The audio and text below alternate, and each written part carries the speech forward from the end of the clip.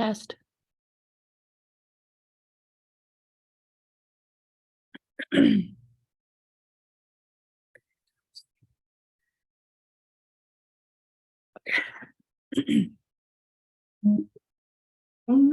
No.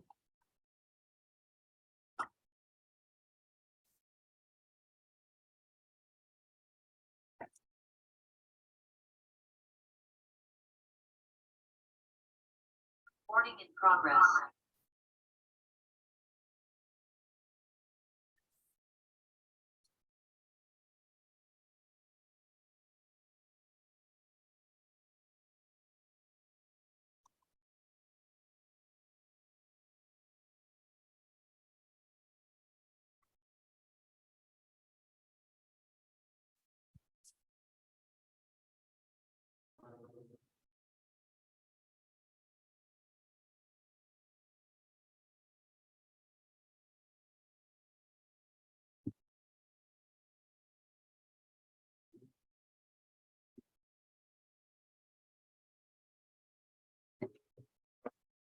Okay, this will be the pre-meeting for the Ogden Valley Planning Commission, November 29th, 2022. And we start out with the Pledge of Allegiance. We don't need to have the Pledge of Allegiance for the pre-meeting. We don't. No, just for the regular It's the- meeting. Somehow I got called on this last time for not doing it. No, it's not necessary for the pre-meeting, just for the Okay. regular meeting. All right. But do we do a roll call for the pre-meeting? We don't need to do that. It's not that formal. Okay. Just in the regular meeting to do a roll call. All right. Well, then we find out what's on the agenda. Okay, we just have that one item on there, other than the minutes. So Tammy, if you wouldn't mind, if that's okay, Commissioner Burton, Tammy Yes. will explain what's going on with this item. All right, Good Tammy. evening, Commissioners. This application came before you back in September for preliminary approval. The reason why it's taken a few months to come back for final is we requested some additional geo reports be submitted, and it took some time to wrap those up and get those over to planning. So they're coming before you now with a request for a recommendation of final approval. We haven't put any additional conditions of approval in the staff report. However, what is included in the staff report are many of those conditions that were included at preliminary. And there's a couple that we will require from them prior to going before the county commission. If you recall, this is 10 lots in the RE15 zone. This is part of a previously approved conditional use permit from back in 2016. It's called Mountainside PRUD Phase 2 Subdivision. There's no open space, but there is some road dedication in here. And Wolf Creek Water and Sewer has issued can and will serve letters for water and sewer services. Do you have any questions for me? What was your geo report? What were you trying to, just reading through it? It's located in natural hazards area. We don't often include the entire geo report just because they are pretty cumbersome Right. to attach and get posted. But basically, it gave recommendations for particular types of drains around the foundations and to have a geotech on site when excavation begins. Do with the important wildlife habitat. You weren't trying to understand the geology and with, Gotcha. Important wildlife habitat areas separate from geologic hazard study areas. Essentially, what we want to do in those habitat areas is to make sure that we are disrupting as little as possible those corridors, those wildlife corridors. And so we typically don't allow fencing in those areas. So you won't see many fenced yards at all in those areas, just to make sure that we're providing as little disruption to migration patterns and to the local wildlife up there. so it wasn't a geohazard study to address any wetlands. It was more to deal with wildlife. Right. So question, I may be wrong, but it seems like in the past, when I've looked at title reports, things like all these notes that go on the plat Mhm. would be in some kind of a recorded document that would encumber the property, but they wouldn't complicate the plat with all these notes. Am I wrong? Typically, we try to put as much information that we can on the plat and in the deed so that the owners can be aware of it from both sides. Anytime we can get as much information out there, if they're looking at the plat or on the deed, we like to try to make sure both is happening so that nothing's being missed. Okay. Is this a new policy? No, this is something that, we try to do as much as possible. Yeah. It's nothing new. It's what we've been trying to do, for quite a few years. Okay, well, I understand giving notice is really important, especially when there's an encumbrance. Yeah. Yeah, we just want to make sure that people are aware of those things, especially, if you're dealing with geologic issues, or anything that's going to restrict the building envelope. Okay. All right. It also makes it very helpful when our staff is reviewing land use permits, when they come to submit their building permit. Do we have that information either on the plat or in the deed? But we're always going back through the subdivision file as well, just to make sure that nothing gets missed. Maybe I'm telling you more information than you want to hear.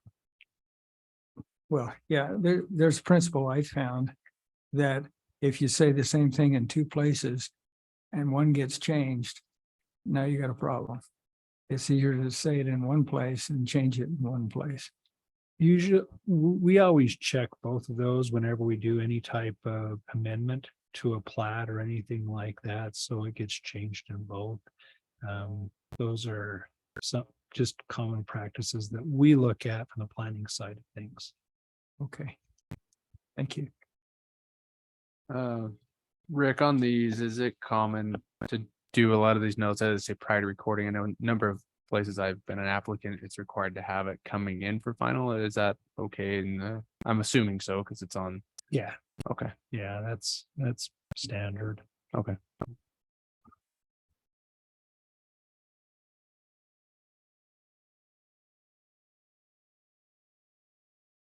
Do you have any other questions on this item? When did this come before us last? September 27th for Okay. preliminary approval. Okay, thanks. Mhm. Anyone have any other questions? Okay, Okay. thanks, Tammy. Another item we have on your agenda is the approval of the calendar. I don't know if we necessarily need to approve this, but it's more information of the next meetings that we'll be having for this upcoming year, just so that you can plan your schedules accordingly. We're going to try to have a few of the meetings up in the Ogden Valley on some of these. We'll probably be trying to do that more in the January or February or March times. They won't all be up there, but we'd like to have a few up there so that during the winter months, you don't have to travel so much and the public doesn't have to travel so much. The only problem with that is once we have those meetings up in the Ogden Valley, as you know, when we did the water and sewer study, it's hard to do Zoom. So if we take the meetings on the road, we probably won't have a Zoom link for those meetings, and we'll post that on the meeting time, just because Zoom has not worked well when we went on the road. We're trying to get the bugs and that worked out there, but it's bitten us a few times. Like I said, with the water and sewer meeting that we did up there, it bit us out in Western Weber when we took it out to the elementary school. And so we haven't got that quite perfected like we have here. So are you okay if we do that and just have a few of those meetings up in the Ogden Valley?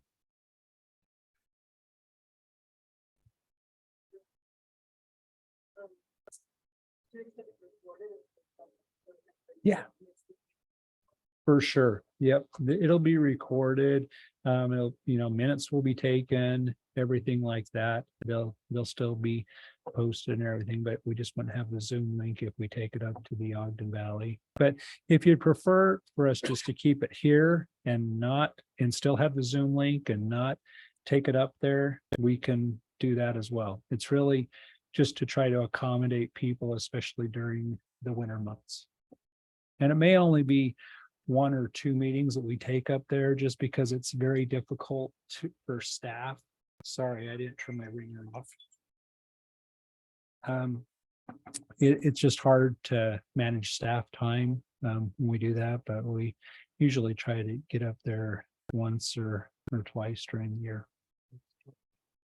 Typically, we have it at the Bowery. I know it's not the greatest venue. I know there's a lot of other venues that are better that people have offered to us, but we've tried to just keep it there at the Bowery just because that's the typical location we've had it in the past. Yeah.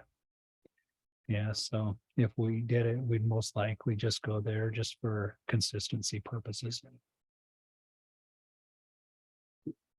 Sweet. Okay. Yeah, all I know is that I went over to a couple houses down the road from there to get the key under the mat. And so, oh, nice. I like that. So I probably shouldn't have said that online. You go, nice. Cool. Awesome. I'll get with you on that. So I've got a really dumb question. Since I'm from Huntsville, where's the Bowery? What is that? So at the Eden Park, do you know where the Eden Park is? Yeah. There's a Bowery there, and inside the Bowery, there's an enclosed area that's heated. Okay. That we have had the meetings there. So that's, I've been there often. I've never noticed what was in the building. Okay. So that would be important in January that it's heated. yeah, we'll make sure.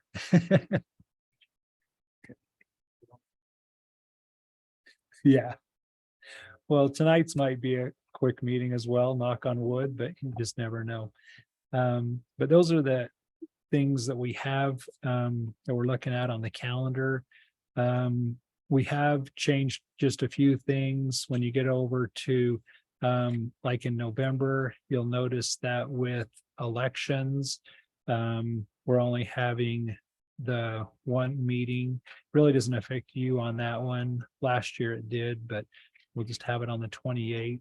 But then in December, we're moving up and we won't have it on the 4th Tuesday of the month. We're going to have it on the 3rd just because of Christmas and that. Are you okay with that? Good move. Did you guys see anything else on here that, glares at you regarding dates? And just a reminder, you guys are in the, I gotta get the yellow. Yeah, thanks.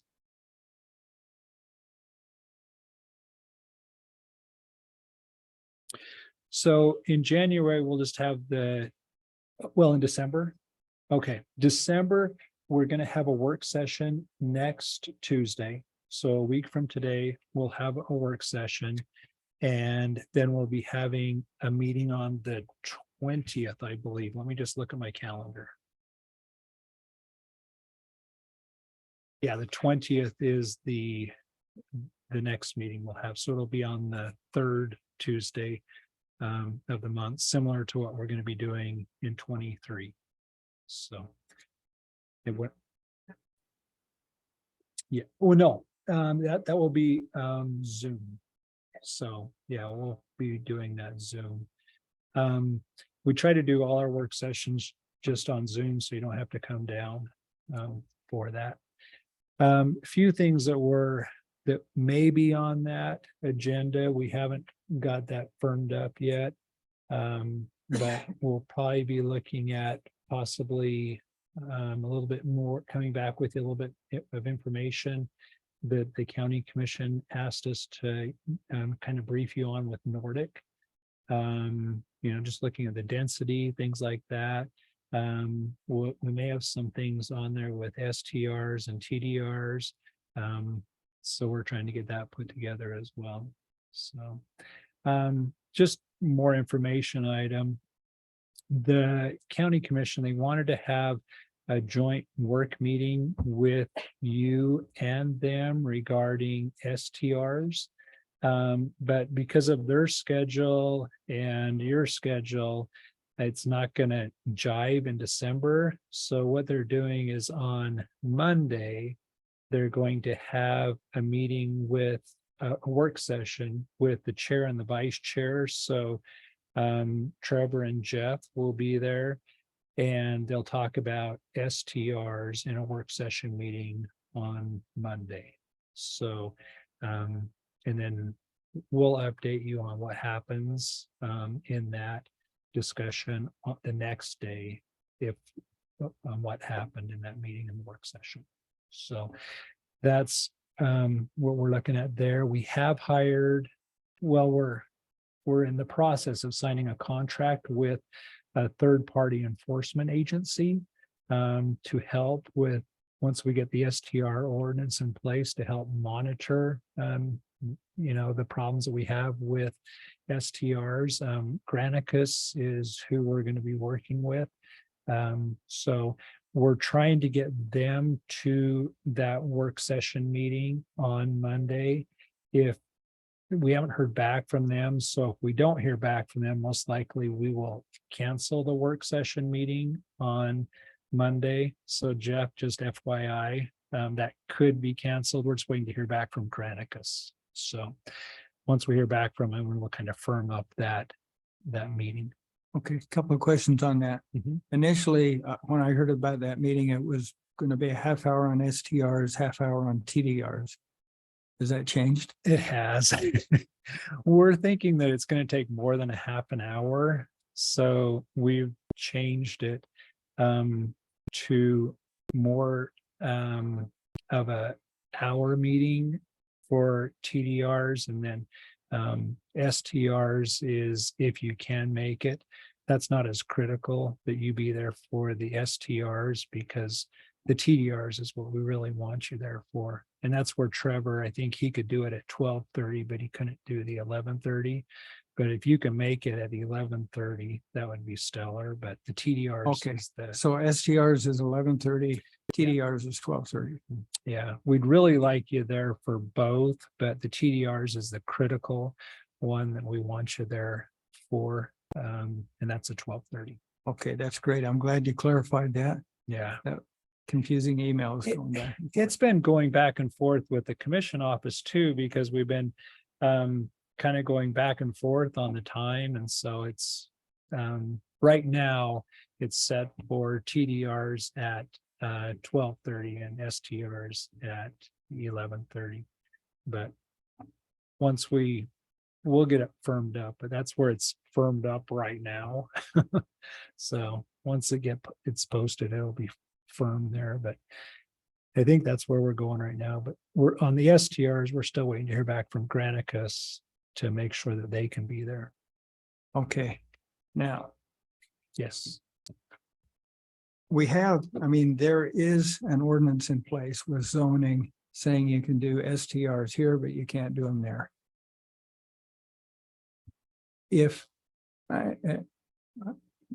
What I'm getting at is, why do we have to wait for a more expanded STR ordinance than getting these folks busy right now enforcing what we now have? We could do that, but and we could talk about that on Monday. Okay, But we're so close to getting the STR ordinance approved. And basically what we're going to be presenting to the county commission is the two different options. The one is where you approved it with just exactly how it is right now, but with the enforcement tools. And the other one is the enforcement tools and allowing it to expand in certain areas. So we'll just see where it lands on that. The vibe I've been getting from the county commission is that they'll probably just go with what you guys recommended. But we'll just see what happens in the meeting. okay. So, Yeah, my recollection is when I don't think any of you were on the commission when we sent that recommendation, but it was kind of, the gist of it was, let's see what can happen where it's now allowed before we expand it somewhere else. exactly. And so we'll just have both those ordinances there for them to consider.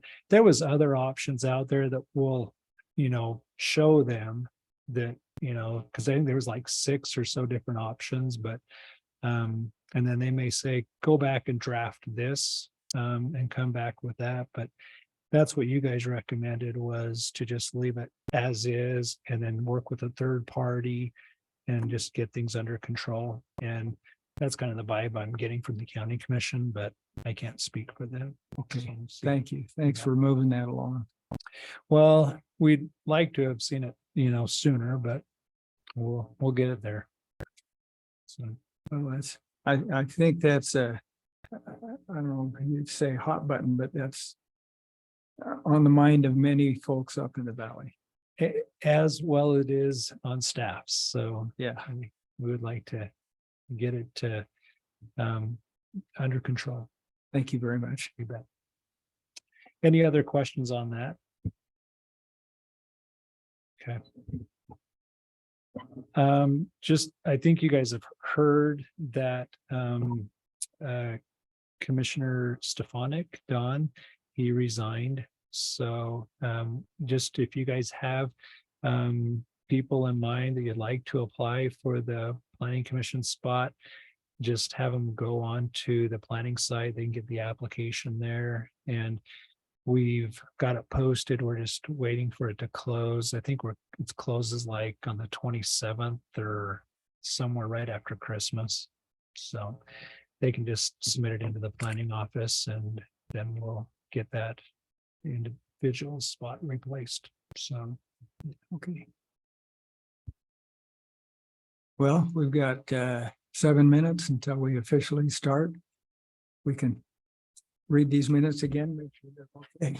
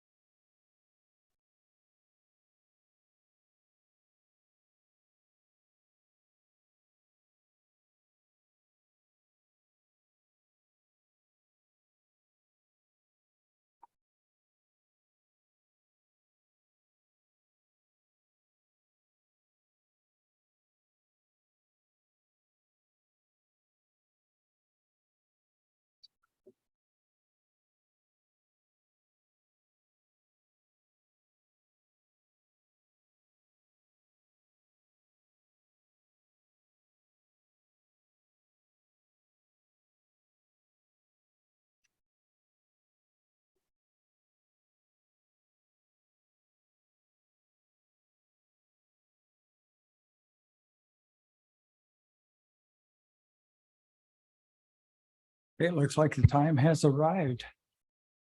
Regular meeting of the Ogden Valley Planning Commission.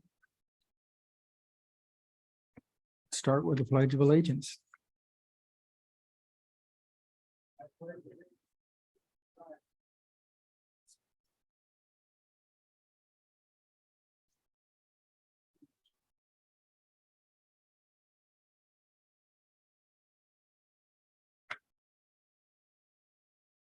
Thank you.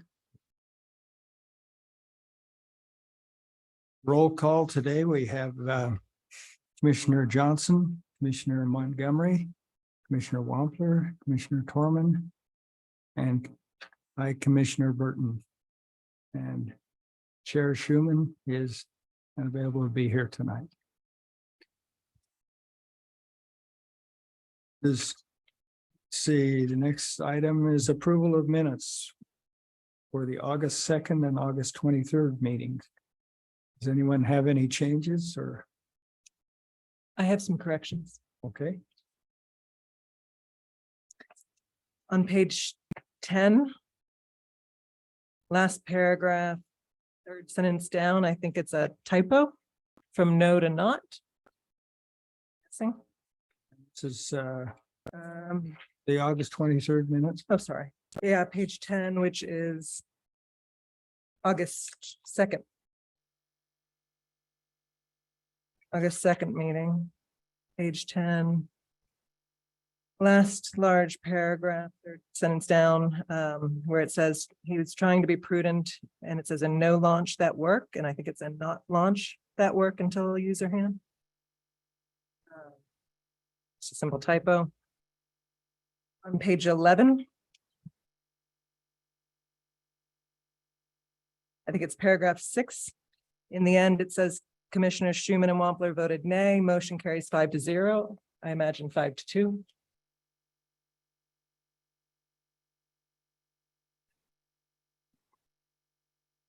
Again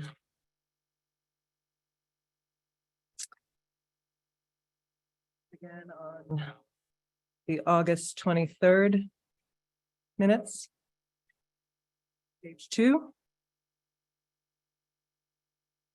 Fifth paragraph, middle of the page. It says motion carries 5-0. It was 6-0.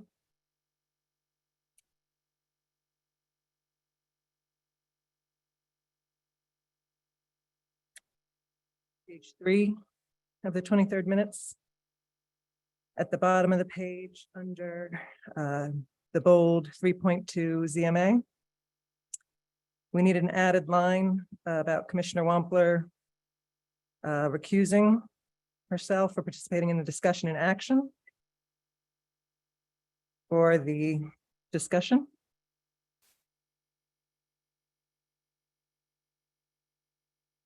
And then, tell me if I'm going too fast, page 8 of the August 23rd minutes.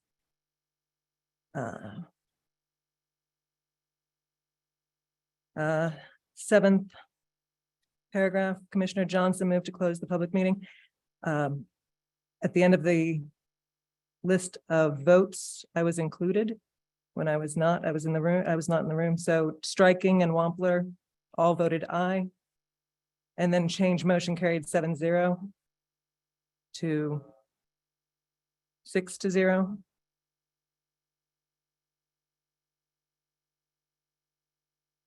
Again, the same correction on page 10.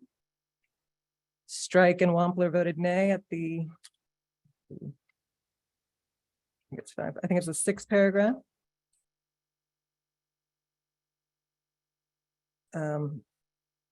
It says tie vote of 3-3. I don't know if you're need to exchange another name for mine, but I wasn't in the room.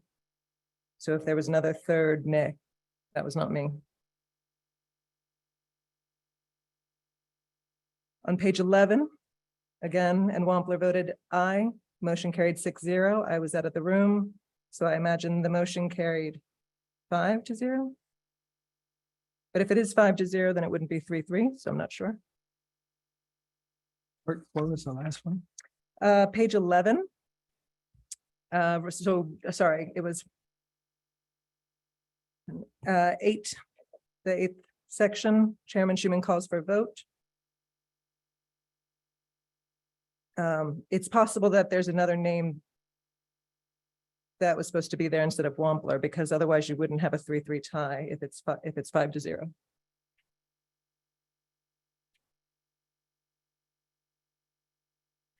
I think See who Dawn was there. might have been here. That might be Stefanik.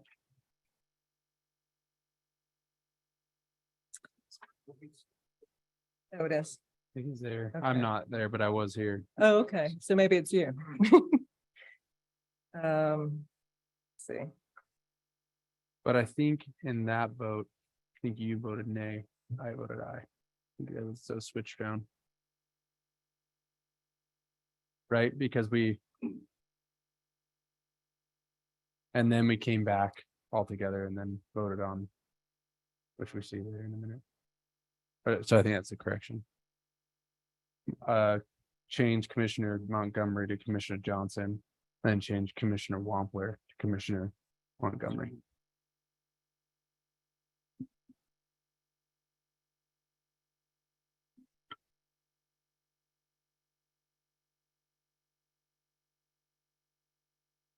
This is on page, you're talking about page 10? Page 10. Okay, page 10.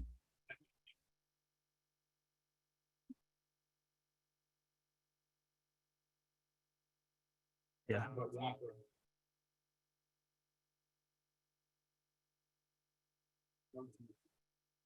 Montgomery replaces Wampler.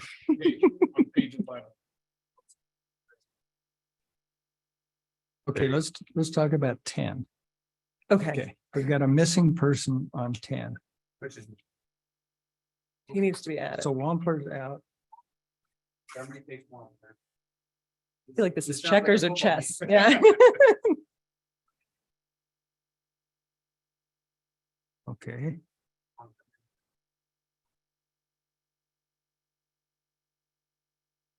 Sitting in a room for 3 hours.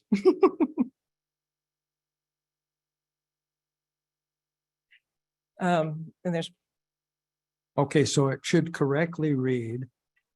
Commissioners Burton, Johnson, and Schuman voted aye. Stefanik, Torman, and Montgomery voted nay.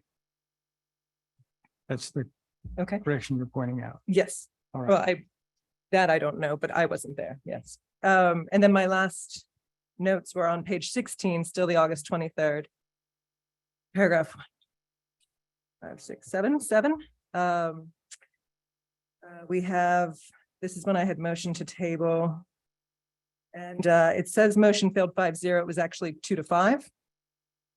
Stefanik and Wampler voted aye. The other 5 voted nay. So motion failed 2-5. Should be replaced. And then so Sorry. we're on Yeah, I just 16. needed you to pick up. the Page letter. 16. You, I would make that guy. Oh, okay. On page 11. So, Wampler's out, and John. Johnson's in. There you So now this is page 16. 16, 1, 2, 3, 4, 5, 6, 7. The 7th paragraph. Where it starts, Commissioner Wampler moved to table ZMA. It says the last line is Commissioner Stefanik and Wampler voted aye. Commissioners Burton, Johnson, and so on voted nay. Motion failed 5-0. It needs to be motion failed 2-5.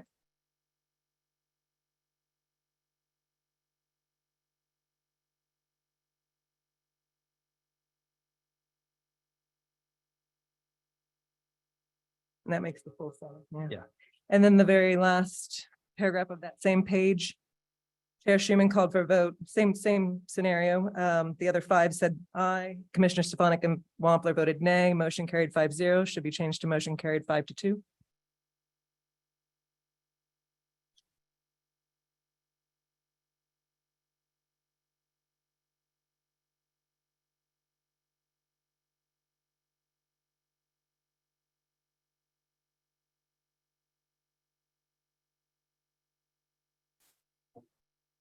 and that's it.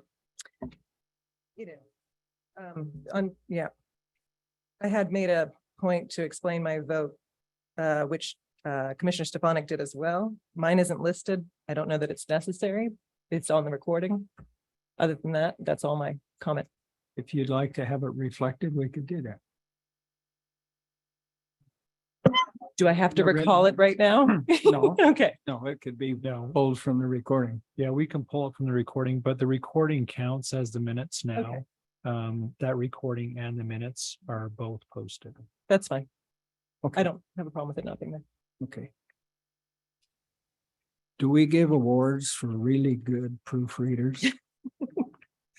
Well, this is something that I kind of am having a little bit of concern with is the person that takes the minutes is someone that we contract with and that they're listening to the voices and they've been pretty good, but we've had a few times where this issue has came up. And so I've been debating whether or not do we continue contracting the minutes or do we have the person that's actually here taking the minutes. And so I'm jostling back and forth on this. Can you do both? Have that guy here or that person? I could, it's just an additional cost. So, and I may do some reorganization and try to do it in-house. So something that, because I don't like to see this many changes happening in minutes. And typically we haven't had that. We've had it a bit, but this is a bit more than what I like to see. So I'll visit with, Cassie is the one that we've contracted the minutes out with and just kind of see, because I am also too, the minutes here are in August and I like to have them a little bit more up to date than, waiting for August. So. Perhaps it would help if whoever is chairing the meeting and we have a split vote will restate the vote. Yeah, That could clarify a little on the recording. that might be helpful. Yeah, that would probably be very helpful for that person. We'll And- try to remember.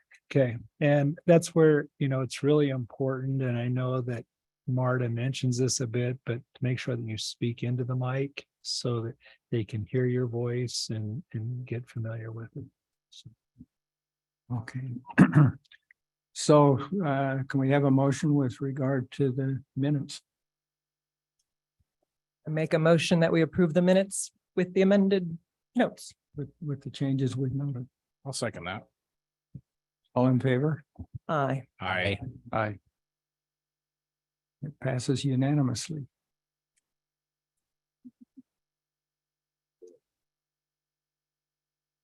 That would be 5-0. Okay.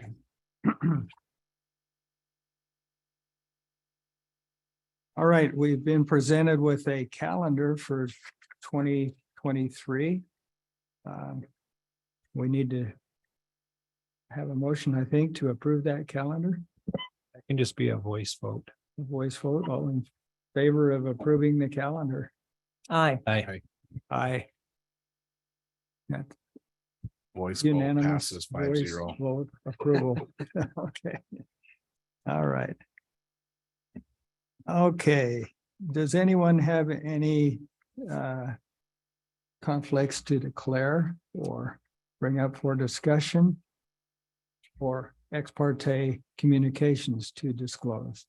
I do. This is Commissioner Wampler, and as previously done, I will be recusing myself for the discussion of the administrative item regarding the Wolf Creek Resort organization of bridges. I Okay. have a family relation tied in. Okay. Any others? I'm trying to remember if I recused myself before because my wife owns a home in the neighborhood. I think I brought this up last meeting and the commissioners voted that that was not I think you're a conflict that required me to recuse myself. Okay. All right. We'll go on to administrative items. This would be 3.1.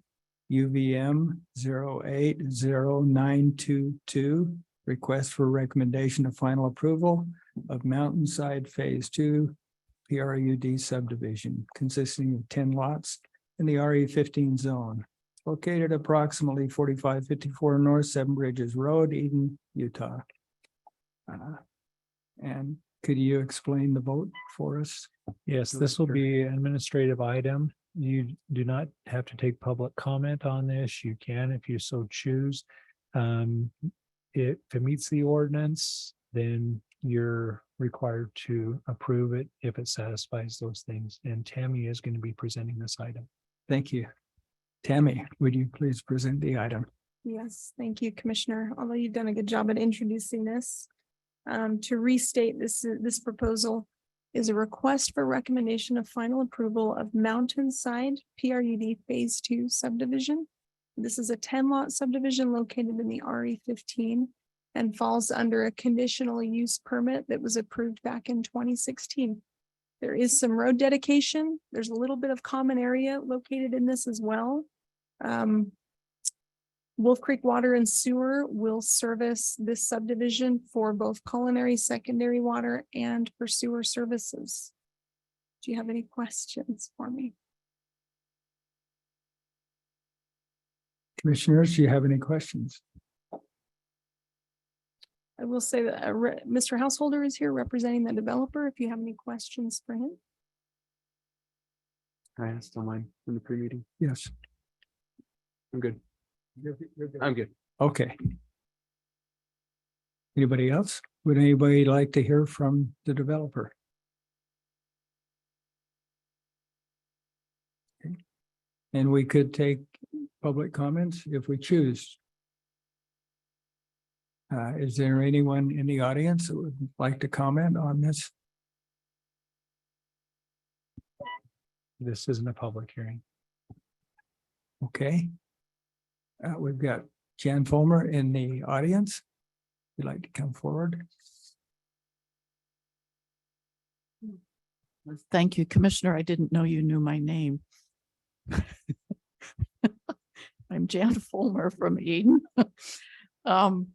Yes, the only thing I would comment on, the Bridges is a lovely development.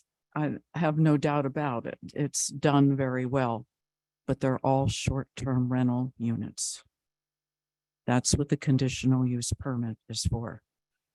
During total build out or after total build out of the Bridges, from the numbers that I got from Mr. Stanzik, who is part of Wolf Creek, there's going to be a total of approximately 330 single-family homes, all for short-term rentals, in addition to approximately 40 glamping cabins. I have a hard time picturing what a glamping cabin is. It sounds interesting though, but those also will be all for short-term rentals. That is the only comment I want to make right now. Thank you. And that number is for the entire Bridges development. That's your information. That's what Mr. Stanzik said. Eric, is that correct?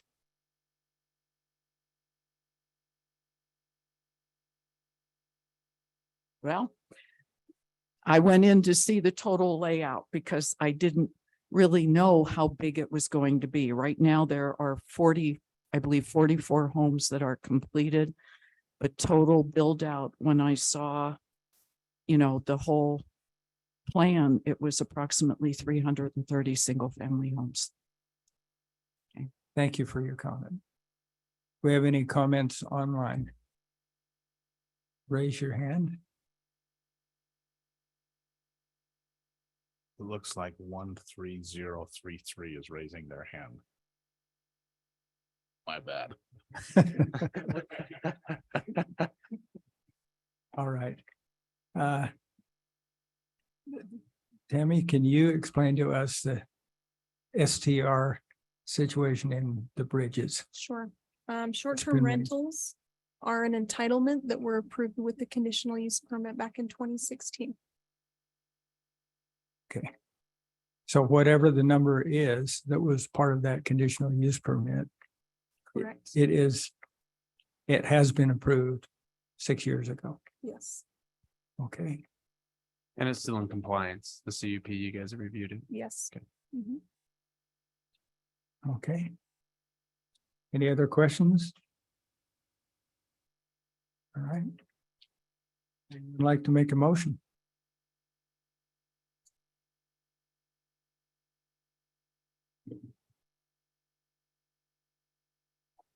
I move to approve.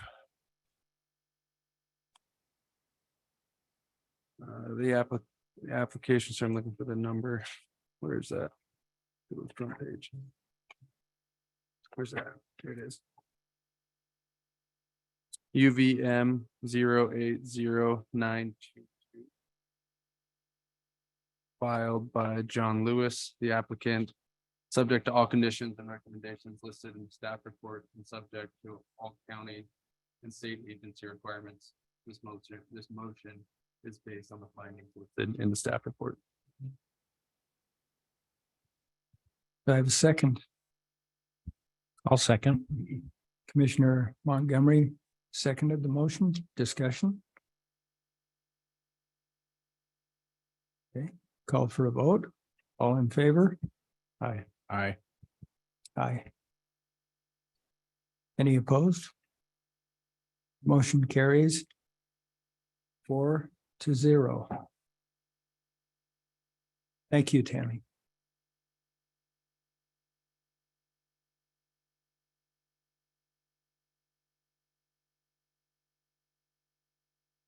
Okay, it looks like we don't have any legislative items tonight. Public comment for items not on the agenda.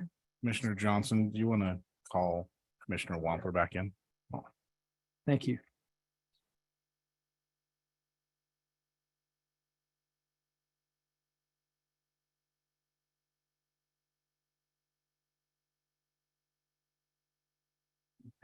Okay, the minutes can reflect that Commissioner Wampler has rejoined. Okay, public comments for items not on the agenda. And if I just mention, these are, we welcome the public's comments. And limit this to about 2 minutes. This, as I understand it, Director, this portion of the minutes is designed for comments, but not extensive comments.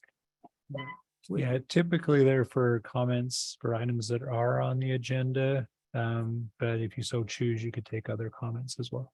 Okay, all right. We have Jan Fulmer in the audience. I'm Jan Fulmer from Eden, Utah. Thank you, Commissioner. I do have something for each of you. First of all, this is an updated spreadsheet of all of the short-term rental units we have found so far in Ogden Valley. And that's more than 25% of all the dwelling units in the valley. Excuse me. Rick, Iris has this also. I sent this update to her.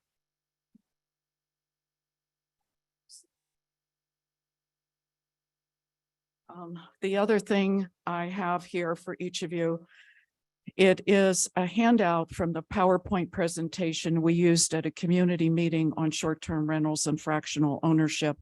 And Commissioner Burton, I think you were there at the community meeting we had on short-term rentals, and thank you for attending. If any of you else were there, I'm sorry I didn't see you. But we had 120 people show up for that meeting. And Rick, I think we found a way to improve audio for the Zoom by putting amplifiers on the laptop, and it was in the auditorium of the library. Okay, I'll be glad to talk to you about that if you'd like, okay? Especially since you may want to have meetings up in the valley, which would be great. But this is a PowerPoint presentation. There's only 11 pages. It's very wordy by intent so that you don't have to fill in the blanks. But it was thought that there were only occasional violations of STRs or it was localized. Based on the hands raised at that meeting, no. We had 32 people raise their hands having issues with STRs. It is a problem. What we reviewed at that meeting is how STRs have literally destroyed towns, neighborhoods, communities, and the economies of the different places. It is really sad what has happened. We had some examples of positive things that communities have taken. And I always use the example of Crested Butte because they found extra money left over to help subsidize affordable housing to keep their workers there. Sooner or later, the state of Utah is going to come down with some mandate that says the different areas in Utah have to provide affordable housing. The way it's going in Ogden Valley because of the increase in housing costs, primarily due to short-term rentals, and I've got more data on that if you'd like it. There's no affordable housing in that valley, period. There were several not condos, they were townhomes that came on the market for sale at the beginning of January 2021. In 8 months, by August, those prices increased by 48%. It's really sad what is happening. The other thing that you need to know, and this is not a complaint, it's not a dig against the county by any means. It's a problem that is always systemic in many organizations, and that is disparate databases. I had a hunch this is what was happening, so I had submitted grammar requests, first to John Ulibarri's office, he's in charge of the assessor, to ask him if he could generate a listing of all dwelling units that were in zones that were allowed to have short-term rentals. He couldn't do it. He had to send it over to Weber County Planning, and Iris did it by going into the GeoGizmo system. We also submitted another grammar request to say, okay, when you determine the assessment on homes this year, did you look at how much more dwelling units that were allowed to do short-term rentals sold for? As a matter of fact, 51% of all the home sales in Ogden Valley in 2021 were for dwelling units in zones allowed to do short-term rentals. We submitted that grammar request and the response came back, no, we didn't look at those. So there's a good probability the cost of those dwelling units skewed the overall assessment on everyone's home. That's really all I want to say on that. You will be seeing an ordinance coming that was discussed extensively with getting a third party, as Rick mentioned, at the commissioner's work session yesterday. The current draft of that STR ordinance opens up STRs to every zone in the valley. It'll kill the valley. The last thing I would point to is the current issue of Ski Magazine, which went through a scenario on what happened in Whitefish, Montana. Whitefish, Montana happens to have almost the identical population as Ogden Valley. They have a nice ski resort. It's not real big, you know, it's medium sized, not a fashion plate like Vail or Aspen. It's also near the entrance to Glacier National Park. They could not operate all their lifts last year. They did not have enough help. Their supermarkets don't have enough help. People are leaving because they can no longer afford to stay there. And it's killed the occupancy in the inns within the national park, within Glacier National Park. We do not want to see that happen here. The gist of that article in Ski Magazine was, ski resorts, wake up. You better pay attention to this happening because you are going to be hurt. We want them to succeed at the tops of the mountains. That's the best thing for the valley. And we want to be able to support it, and we need the population to do it. One last thing, TDRs. And you know how they are mentioned in the Ogden Valley General Plan about transferring only on the valley floor. There is no surveyed definition of what constitutes the valley floor. And what has been happening is a little willy-nilly in terms of where TDRs are coming from and going to. When I asked Charlie Ewart about this, he said, basically, it's below a certain elevation. That's a little too loosey-goosey. Right. Thank you for your comments. They're important comments, and I know they're on the minds of many in the valley, and I think you voiced that well from things that I have heard. And Commissioner, I don't make up things. I will make statements based on data that I mine from different places, and I try to get most of that data from Weber County. Okay. Thank you very much. Okay, are there any other comments online? Jim has a hand raised. Can you hear me? Hello? Yes. My Yes. name is Jim Bird. I'm from Huntsville, Utah. First, I had the pleasure of watching your October 4th meeting with Charlie Ewart on TDRs. My main interest was because the basin is wanting to have their development agreement amended in order to be able to sell 54 TDRs to John Lewis. And the whole point of that, what I'm seeing and hearing, is that simply to get the money in order to pay for the intersection that the commissioners failed to address before they approved the developments. But I also found that the interest in the TDR information was quite interesting, because when Charlie said that it was important to help incentivize developers that they could receive 20% or more on their investment due to keeping the TDRs affordable, I was curious, and I'd like you to also think about, does the county incentivize other businesses in the valley? For example, our grocery store that needs incentives in order to pay their employees because of short-term rentals. I am amazed that we don't have a healthcare facility here like an instant care. Will the county incentivize the healthcare industry to provide an instant care? We have 3 ski resorts and Pineview, which are subject to accidents, but we have to transfer everybody down to the canyon. The question I guess I have for you to think about, are developers the only one the county is concerned about incentivizing, or are they going to help people to address the cost, the increased cost due to short-term rentals? Thank you very much. Thank you. Any other comments online? Kay has her hand up. Oh. Kay Hogan. Go ahead.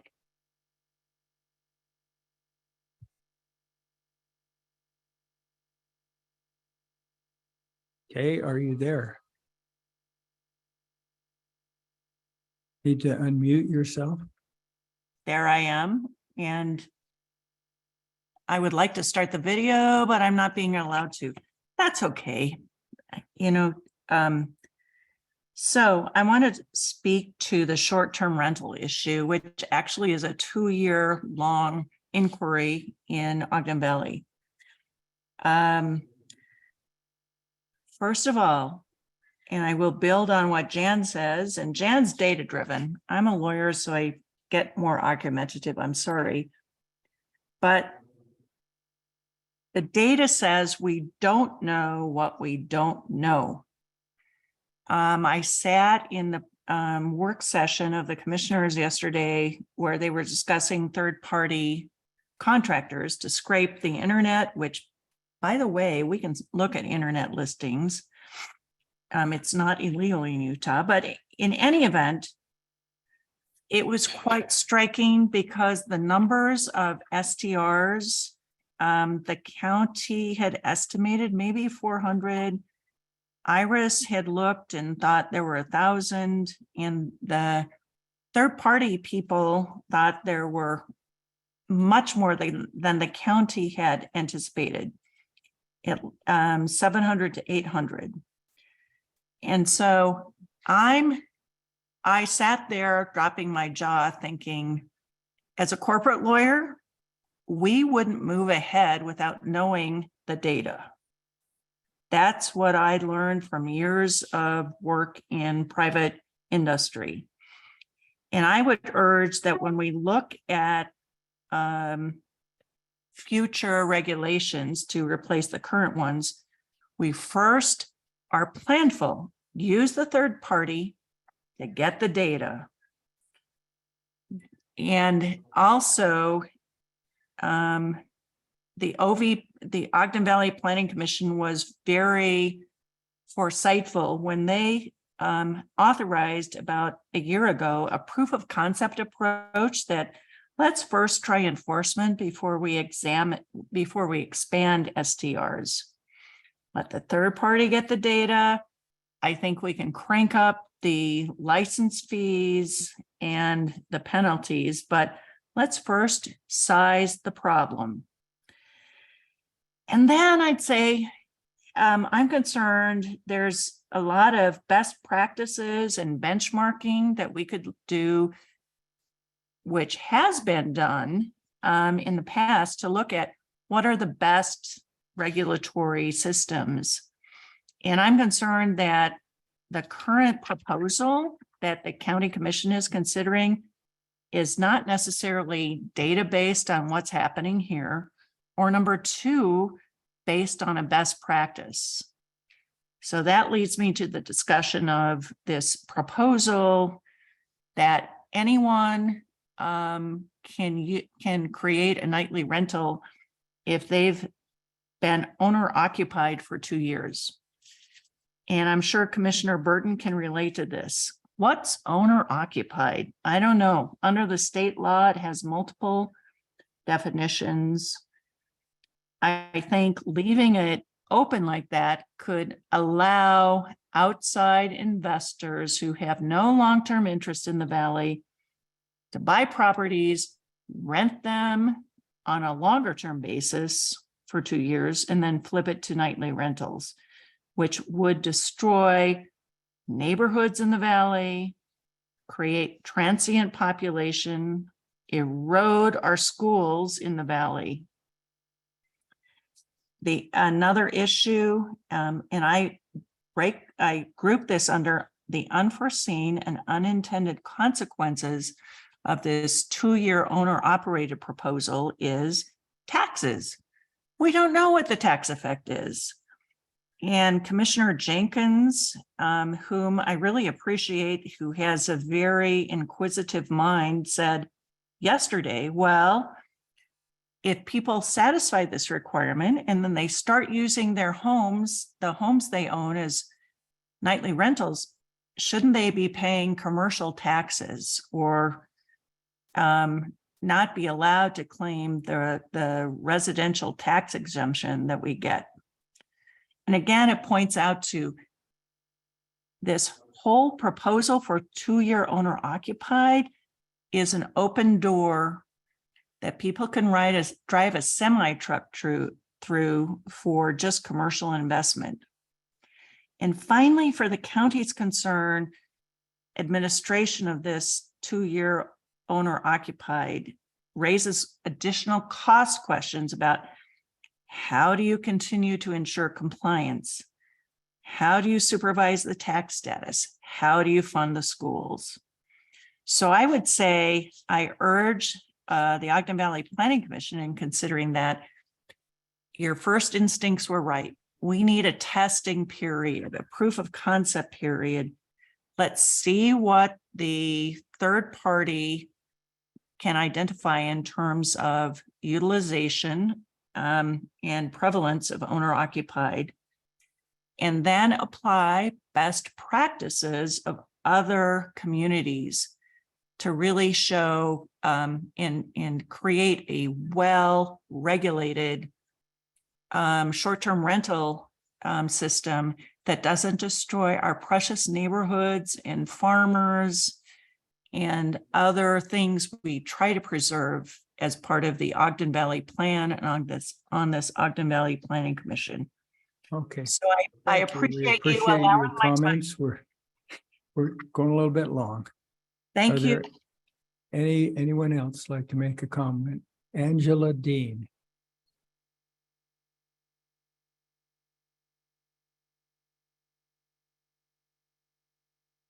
Angela Dean, would you like to make a comment? Your I hand would. is I was just raised. looking for my unmute. Thanks for your patience.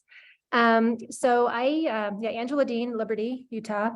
Just wanted to follow up on a couple of Jim's comments relating to incentivizing individual businesses.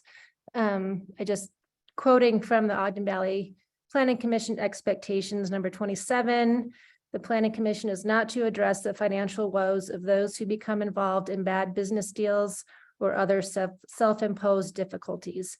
I hear often throughout many meetings of developers stating that if they don't get XYZ, then their development will not be penciling out, as if that is an argument, but it does seem to be working in many cases. So I'm just curious about why that would be the case, given this very direct clause in the commission's expectations. And then further along those lines, from the Utah League of Cities and Towns Handbook for Planning Commissions, it also discusses that the role of the individual commissioner is to represent a specific neighborhood, not to represent a specific neighborhood business or interest, but the responsibility to protect the public good as defined by the general plan. There again, I don't see anywhere in any of the duties of commissioners or in the handbooks for planning commissioners anything about private property rights as it overrides public good.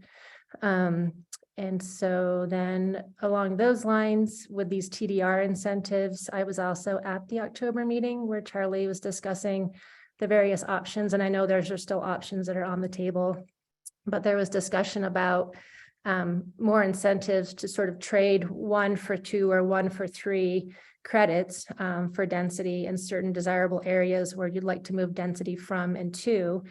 And one of the commissioners asked the question about, wouldn't that increase the density in the valley, and was told no, but I'm not sure how that wouldn't be the case if you get 3-to-1 trade on those TDRs.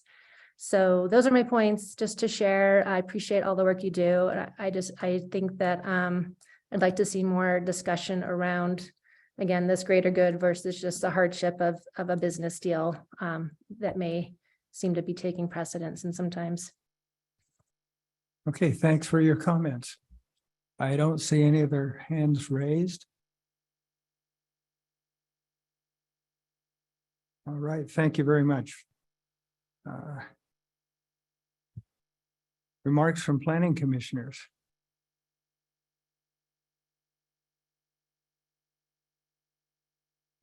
This is Commissioner Wampler, for those listening. I just have a question regarding, in our pre-meeting, you gave us a heads up on what might be in our work session next week. And I imagine the meeting that follows that will typically, at least in my experience, will be voting or presenting on things that we discussed in the work session. And I just am wondering if we take into account that we will be an even split commission. We will be down a person as the application process doesn't close until after, a week later. So we don't have the potential of filling that position. And if we haven't seen an agenda, but if items, hot button items like STRs and TDRs will be on an agenda for a meeting where we're down, I don't know if that plays in, if we strategize on holding that till we have a full commission, or it just simply doesn't matter because we have. I've thought about that. It could be a positive, it could be a negative, because if we bring a new person on, the education factor, we got to bring them up to speed on it, which we can easily do. It just takes a lot of time and they have to do a lot of research on their end of it. A lot of you were not here a few years ago when we did STRs. And so we'll be bringing you up to speed, and TDRs as well on those things. So we'll probably, my gut feel is we'll probably have a few more work sessions on this. We may even have a work session in a regular meeting on this after the December 5th meeting. We'll just kind of see where we're at on December 5th and go from there. So it really depends on, education and where you guys feel like you're at on December 5th next week. And then, on the 20th, we may have a work session at the end of the agenda, and then we may have some sessions into January. So, just because we have only one regular meeting in a month, we still can have work sessions at the end of the meeting and talk about those things. So, when we get to the public hearing with the TDRs, it most likely it would be sometime in February. If we get to that, we'd like to see it sooner, but I don't see it, happening, December next week. We'll be saying, oh yeah, let's go to a public hearing. I don't think we'll be quite at that stage. Yeah. Any other comments by commissioners? Planning Director report. No, don't have any. Okay, Legal Counsel remarks. Nothing for me. Okay. Do we have a motion? To adjourn. Yeah, I make a motion, we adjourn. A second. All in favor? Aye. Hi. Passed 5-0. We are adjourned. Thank you, everyone. I think, what time? Yeah, it's before